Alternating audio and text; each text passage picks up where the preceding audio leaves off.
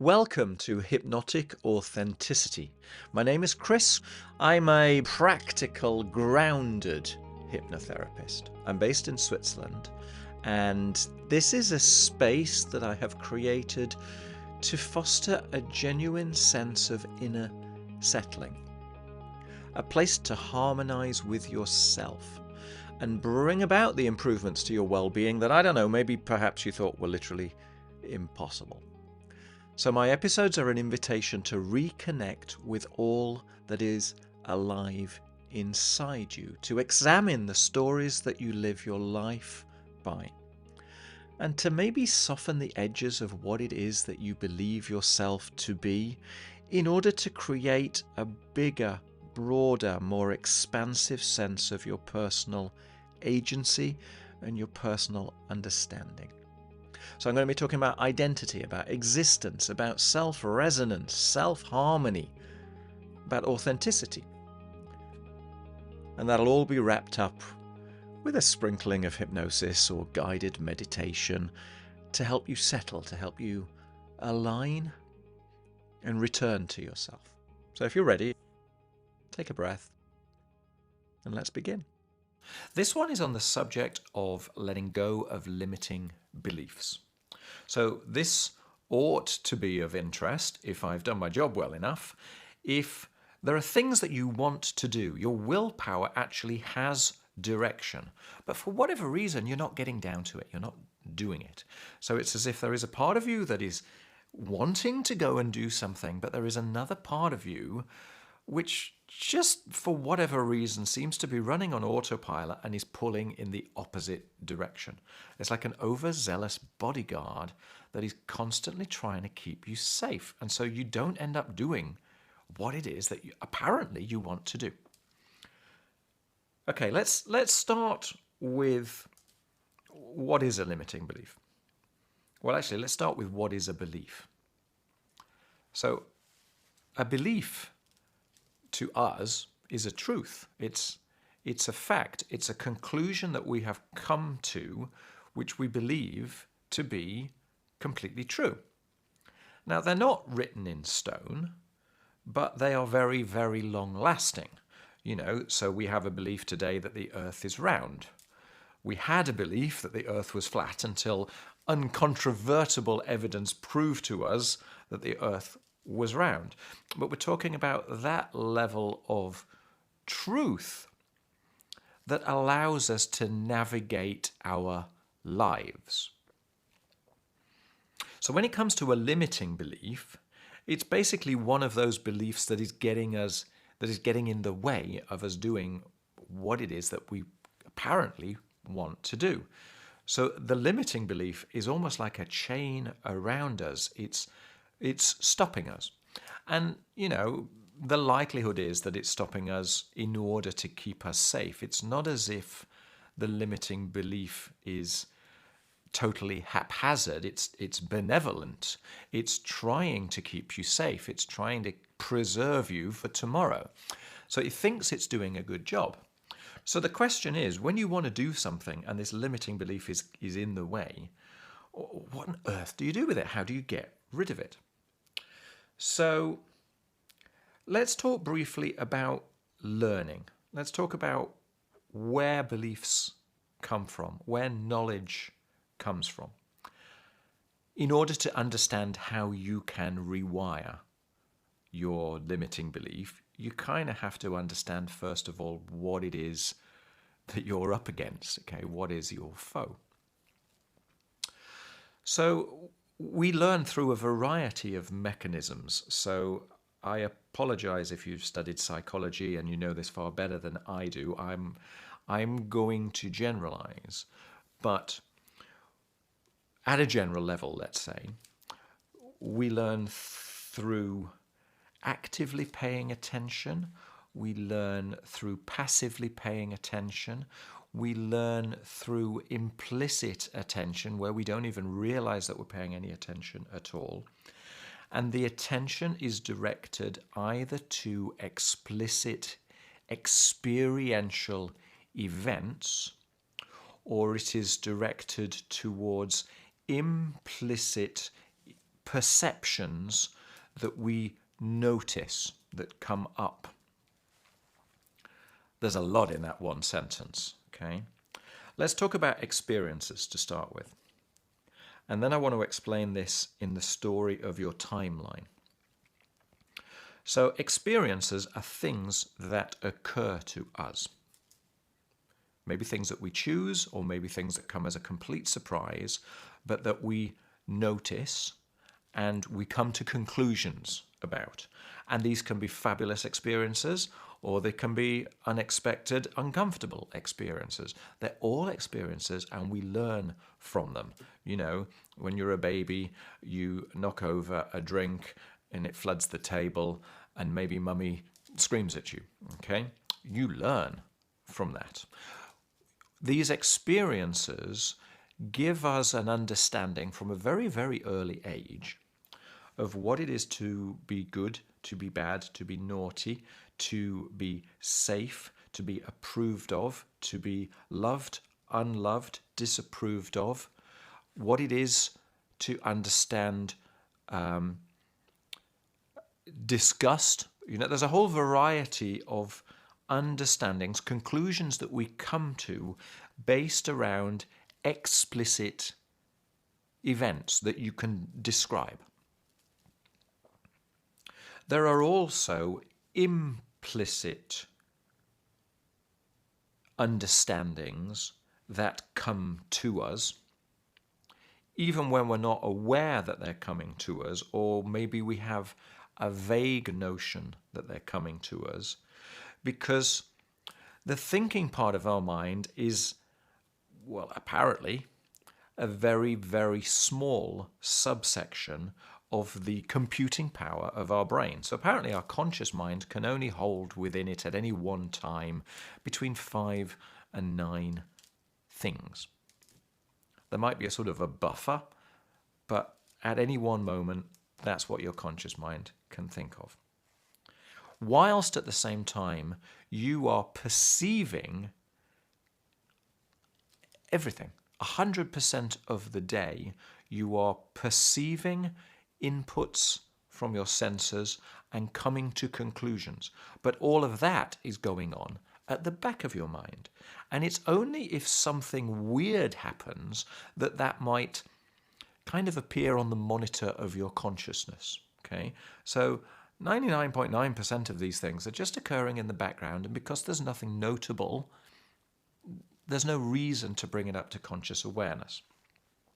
Occasionally they will come up to conscious awareness, you know, oh, I'm cold, I need to put a jumper on, something like that. You know, somebody did something which is totally out of character with how they normally are, and so it kind of comes up to consciousness. But the vast bulk of things, they just kind of burble along in the background. But if you consider, let's consider as a simple example, systems, okay? Now, systems theory is describing the environments within which we interact. So you might consider during the time of your infancy and your early childhood, the family within which you grew up, the circumstance within which you grew up where you knew certain individuals, a system. And that, at that time, was very large in your mind. It was your main system. And then as you grow up, you have your schooling, you have your school friends, you have your teachers. There is an environment, under which we might, generally call schooling, which is also a system.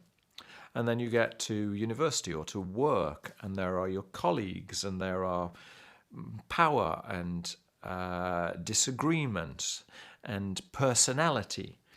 And all of these things sit within a system that we might call employment, call your job. We have lots of these systems, and they're all kind of discrete, and sometimes we find ourselves slotting into that system and playing a role. We have to fit into the system that we find ourselves in.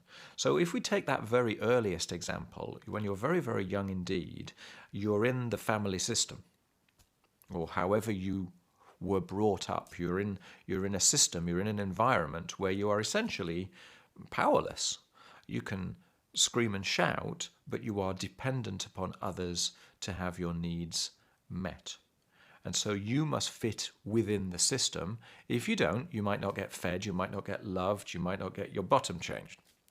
So you notice explicitly when people approve and disapprove of things that you do, okay? So that is experiential learning. But you also, amazingly, come to intuit the things which are not said, okay? Apparently, communication is 95% non-verbal. It's 5% verbal. The rest is posture, expression, noises, little tutting noises maybe, a certain way of looking, a way of speaking or not speaking, the position of the body towards or away from you, and so on and so on. Non-verbals are massive. Taboos, things which are unspoken and yet are like the elephant in the corner of the room. So from a very early age, we implicitly come to conclusions about things that are not explicitly spoken, but we have a sort of an implicit awareness. And it doesn't necessarily come up to conscious awareness at all. This is why, adverts can be so extraordinarily effective, even when they don't have a message which you can recount afterwards. You don't even know what the message is, and yet you receive a feeling about the brand. Similar mechanism that's going on. So let's stick with the very, very early you. You'll have these experiences that are concluded based upon your actions as to what it is which is approved of, disapproved of, good, bad, naughty, safe, unsafe, painful, not painful, and so on and so forth. Then because you're part of a family system or an environmental system, you will conclude from that, from the actions of others, all of whom have their own motivations, their own stories running inside their own head, their own choices as to what is good, bad, right, wrong.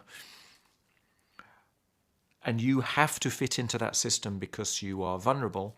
So that will lead you to conclusions as to how you fit, what you're good at, what you're bad at, what your role is.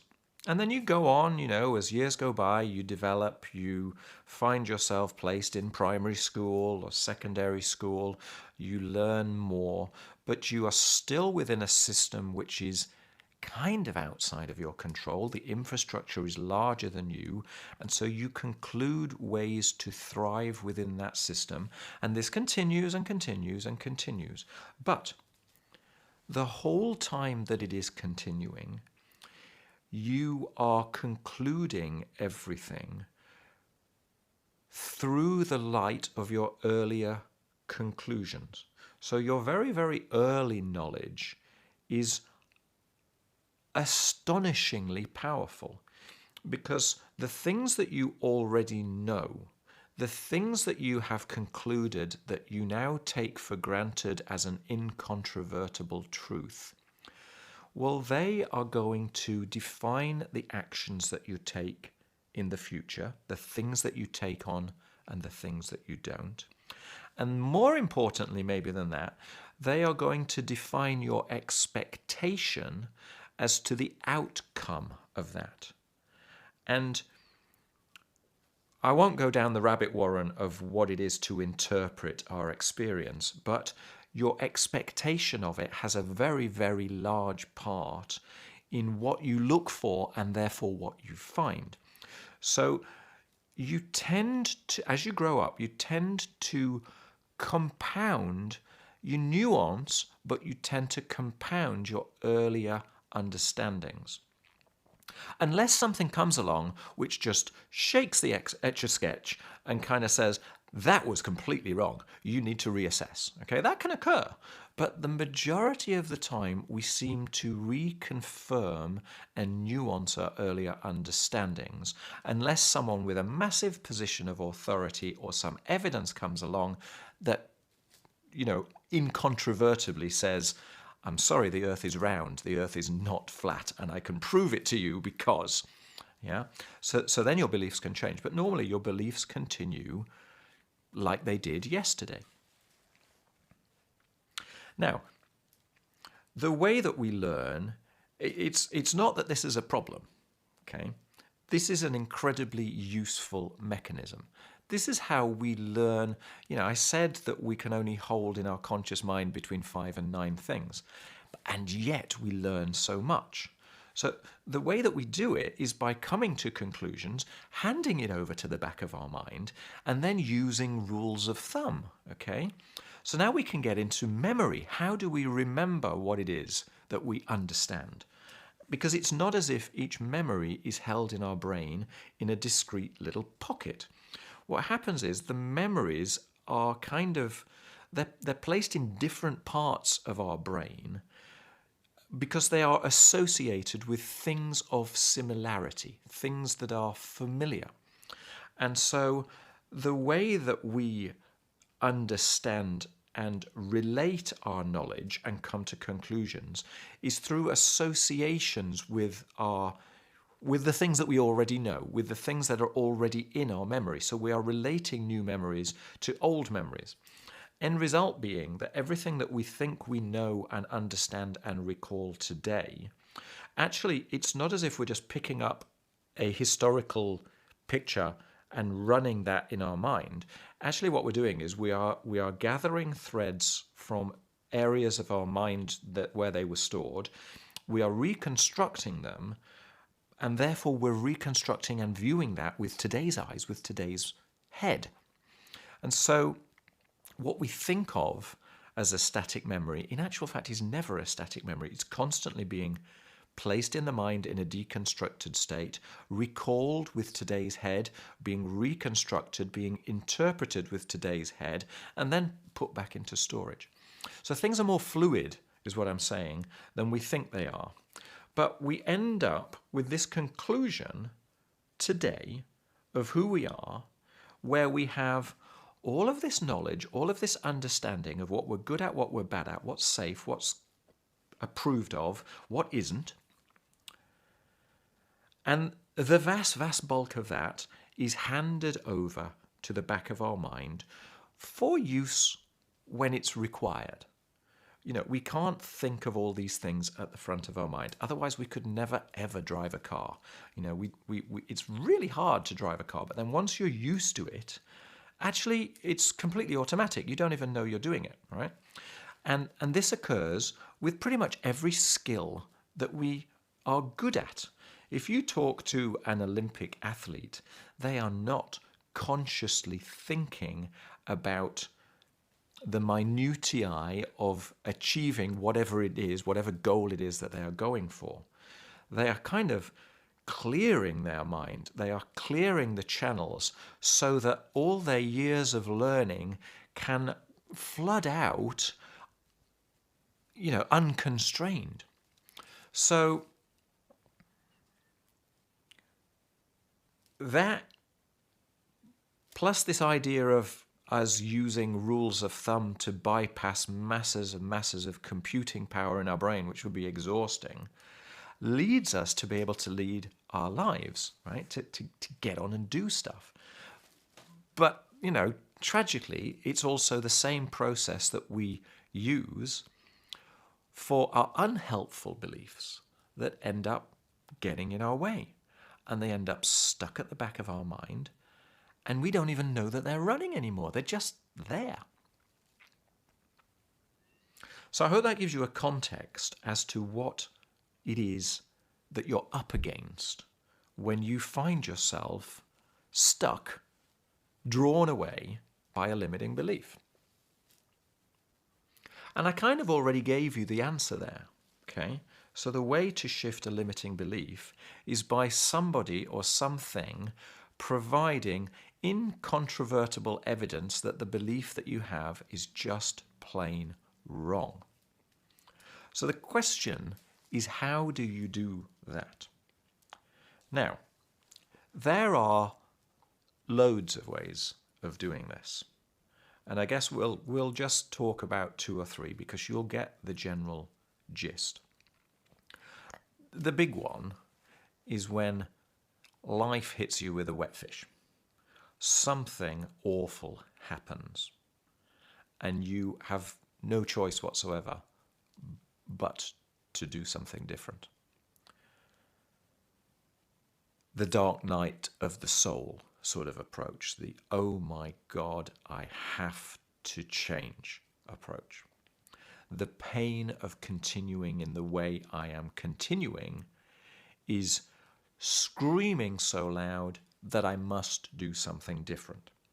Because let's be honest, right? A limiting belief is tolerable. If it wasn't tolerable, you would have pushed through it. The sheer fact that it has a hold over you means that it's not sufficiently annoying or painful to whack out of the way, to hurdle, to dismiss, to say, I'm not listening to you again. Instead, the result is just about all right. And so you kind of end up with the life that you're prepared to tolerate, annoyingly. So one of the ways, obviously, is this kind of dark night of the soul. Oh, I must do something different. That can be very, very powerful. But, well, let's be honest, right? Most people would rather not get to that point. My whole job is aimed at people not needing to go there, or also, I guess, to pick themselves up and utilize that moment as effectively as they possibly can. But ideally, to get the life that they choose to without having to reach a crisis point. So how can you do that? Understanding that your limiting beliefs are tolerated. One is this understanding that we are, as individuals, as human beings, the average of our peer group, okay? We are a social beast. We tend to fit within the expectations of the people that surround us. So one of the ways that you can actually broach your limiting beliefs is by sharing this with your peers and seeing what conclusions they come to, because they might come up with some extraordinary conclusions that you'd never thought about. If they do, well, then you're going to value that. It might in itself be sufficient to shift your worldview. But what is quite likely is that you are sharing your life, your peer group, with people that actually kind of have similar beliefs to you, and that's how you are maintaining this level of tolerability, let's say, to your limiting beliefs.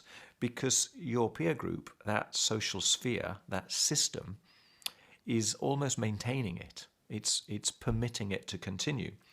So what might be more useful rather than your peer group is looking for people outside of your peer group that appear safe.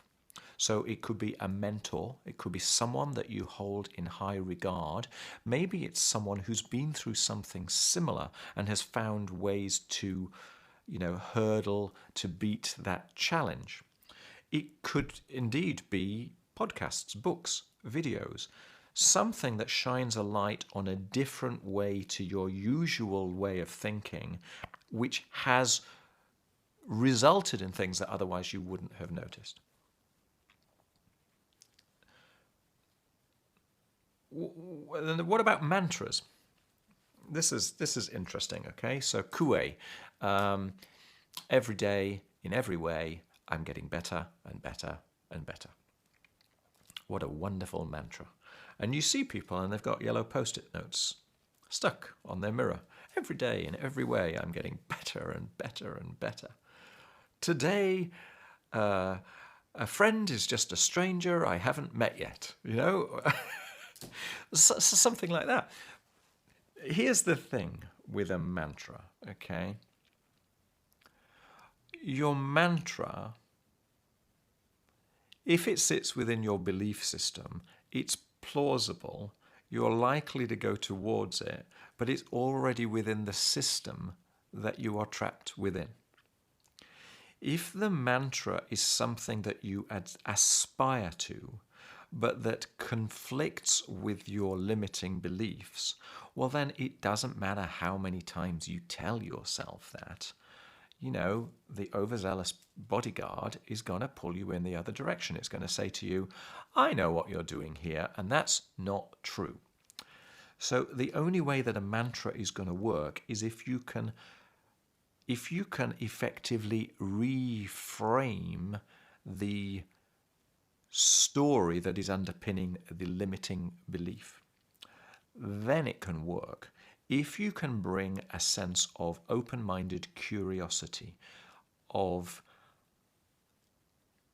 humility, let's say, of gratitude for the things that you aren't yet aware of, something like that, so that you are opening your mind to the possibility that what you're sure of, you no longer need to defend to yourself, and you can give the alternative a fair shot.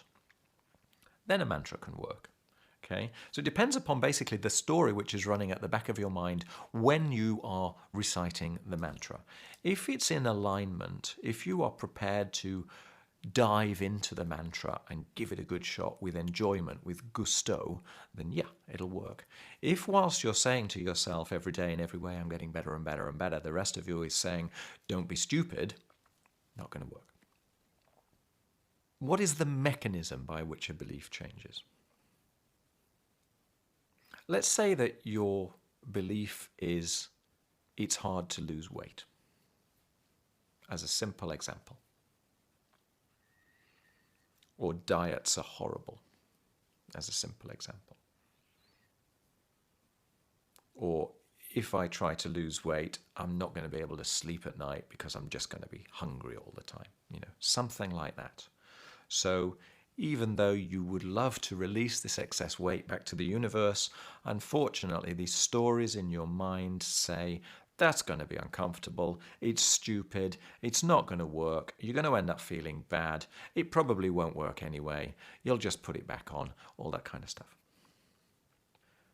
Habits, apparently, take about 30 days to be established. So a bit like if you suddenly take up exercise, it's pretty tough to begin with. It's tiring. It makes you ache, right? Similarly, if you're suddenly going to start watching the amount of food that you're eating, well, I like this feeling, this sensation of being full up, and suddenly you're restricting my ability to feel full up, and that doesn't feel nice. Yeah? So it takes about 30 days to recalibrate the way that you appreciate what it is that you're doing and to habitualize that to the point where it goes to the back of your mind. So what I'm saying is habits are slow forming.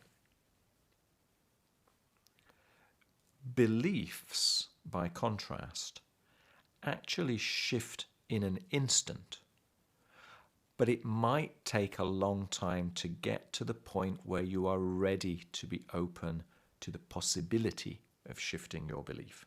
So the extreme example, obviously, is the dark night of the soul, where suddenly you're cracked open in pain or fear or shame or whatever it may be. I must change, I must change. You are desperate for a solution which is outside of what you normally do.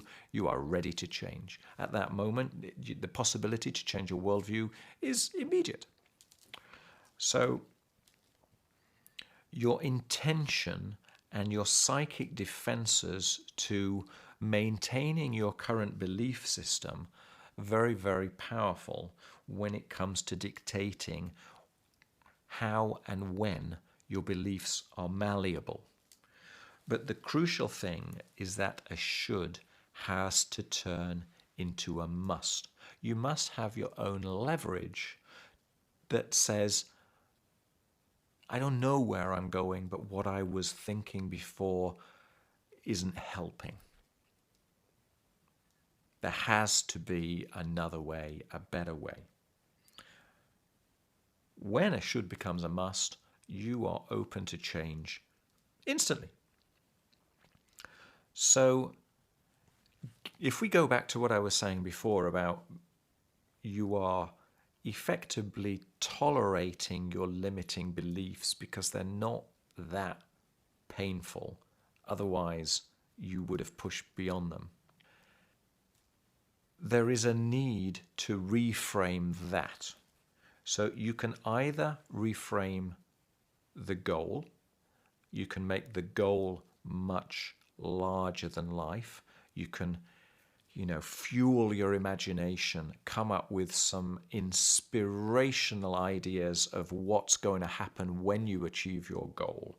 Go beyond yourself. Go to the point of, I will be able to make the world a better place, whatever it may be. If you can make that carrot fabulous, that can be leverage.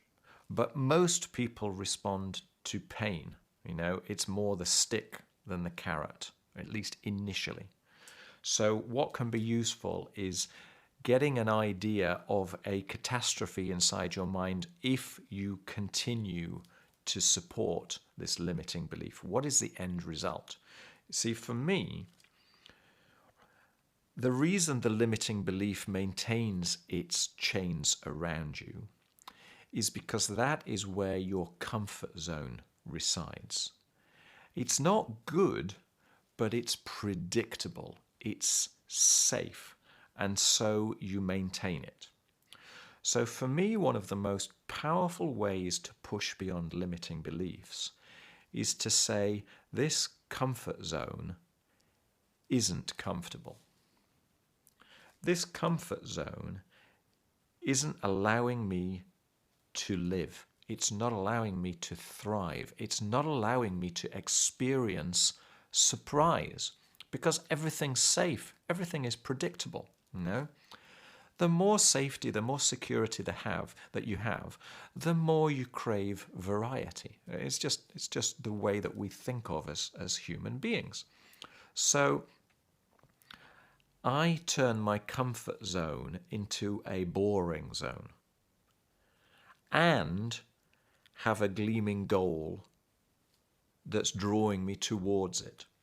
So, you can acknowledge that to step outside your comfort zone is fearful because you don't know what's the other side of the comfort zone. So maybe you can chunk down the steps outside the comfort zone. But it is through experience that your worldview changes. You do something different, you come to a conclusion which is kind of surprising, and you use that feedback to shift your knowledge. Now, the feedback could be good or bad, okay? When you do something different, it might be amazingly successful. It might be surprising. You might go, wow, that was amazing. It might not. It might be a mistake. But the point is, whether it's good or whether it was a mistake, you can measure and limit the potential for danger. So you choose something outside of your comfort zone, which isn't too far outside of your comfort zone, but that will give you feedback so that whether it works well or it works badly, you've learned something new. You've progressed. Okay. You can even, I will even get to the point sometimes of telling myself that even if it goes wrong, wow, I feel alive. Now, that might be a completely ridiculous delusion, but it is a way to allow myself to, just step over the limiting belief and say, right, I'm going to try something which is nothing like me.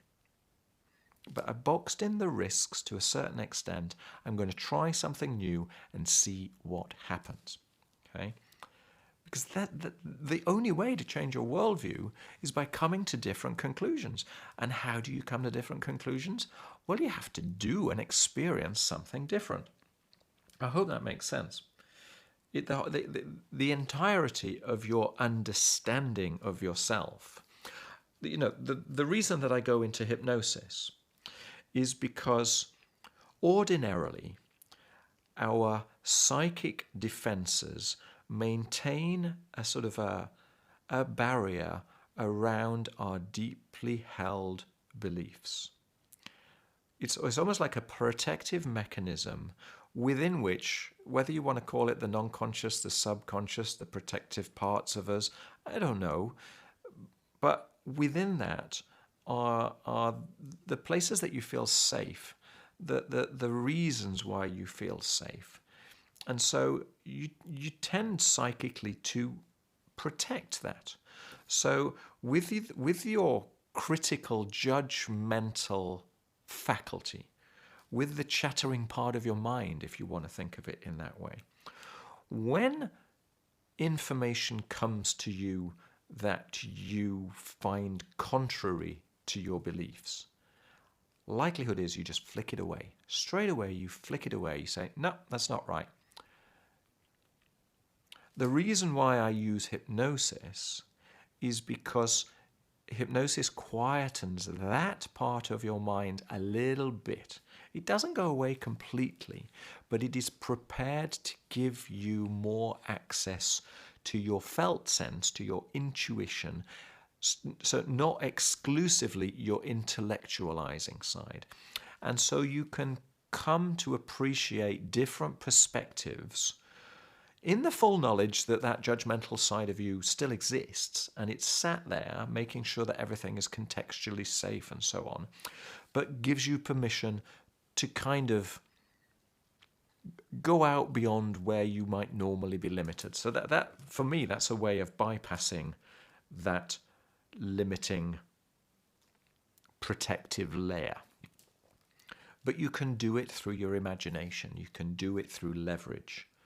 All of these mechanisms work at the time that you choose for them to work.